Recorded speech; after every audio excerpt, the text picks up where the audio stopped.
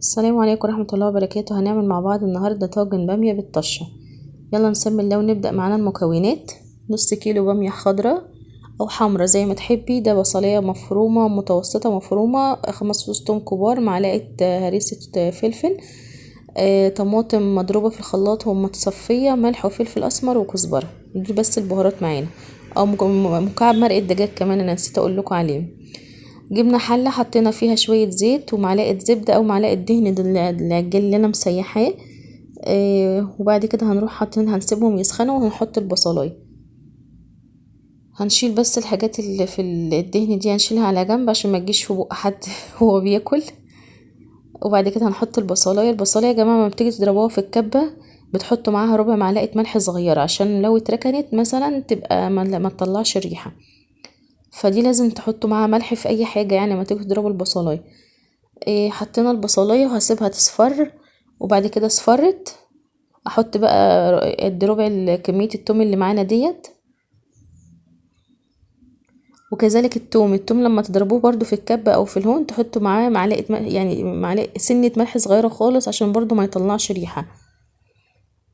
بعد كده هنحط معلقه هريسه الفلفل، عايزينها مشطشطه عايزينها بارده زي ما تحبوا، دي احنا كنا عاملينها قبل كده في فيديو هسيبهولكوا في صندوق الوصف. تمام. عندكم برضو صلصه، عايزين تحطوا صلصه جاهزه بتحطوها مع التشويحه دي، تطلع ريحة برضو يعني هي بتبقى يستحب ان هي تبقى مع التشويحة بتاعة الفلفل والثوم والبصل. بعد كده هنحط الطماطم المضروبة في الخلاط دي، انا مصفيها دايما، انا بصفي الطماطم في كل الطبيخ عشان خاطر القشر بتاعها ده يعني رخم كده، بحس ان هو شكله بيديش شكل حلو في الاكل. حطيت انا كده عصير الطماطم، وبعد كده هحط قد معلقة معلقة كبيرة سكر، لازم معلقة السكر مع كل انواع الطبيخ في كل الصلصات، ده عشان الحموضة عشان يديكي طعم سكارة كده جميل للاكل.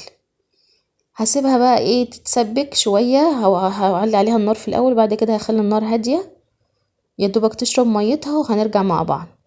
البامية دي بقى يا جماعة هنقمعها ازاي؟ تقميع البامية هنيجي من فوق كده ونمشي دايرة دايرة دايرة كده نخليها شكلها حلو من فوق. هعمل معاك واحدة كمان من تحت برضو، نشيل الحتة اللي تحت دي، بنخلي يعني شكلها دايرة من فوق كده عشان يبقى تدي منظر في الشكل. ماشي. البامية انا بحبها يا اما صغيرة يا اما متوسطة في الشكل ده، انا بحبش الكبيرة خالص بصراحة، يبقى بتطلع البذر اللي جواها كده ولازم نقسمها كذا حتة، فانا بحب دوت احسن.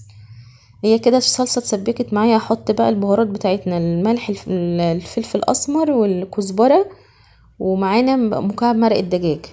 هي دي بس البهارات والملح طبعا. شوفي بقى طعم الشوربة الصلصة هيبقى عامل ازاي، فتزودي الملح على حسب الاحتياج يعني. ممكن لو احتاجت مية او شوربة، انا بحب ازودها مية، اللي عايز يزود شوربة يزود، كل واحد براحته. كده انا خلصت البامية وغسلتها وصفتها، وهحطها بقى في الصلصة. هزودها مية انا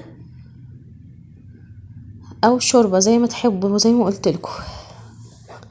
هنا بقى في ناس بتروح حاطة التوم الباقي دهوت لما البامية معانا تغلي بيروح حاطين التوم ومطين عليها، فانا كنت بعمل كده زمان، فلما لقيت ان انا بحط التومة، هقول لكم بس التركية دي في الاخر كده اما نيجي لها هقولها لكم، خليكم بس معايا لاخر الفيديو.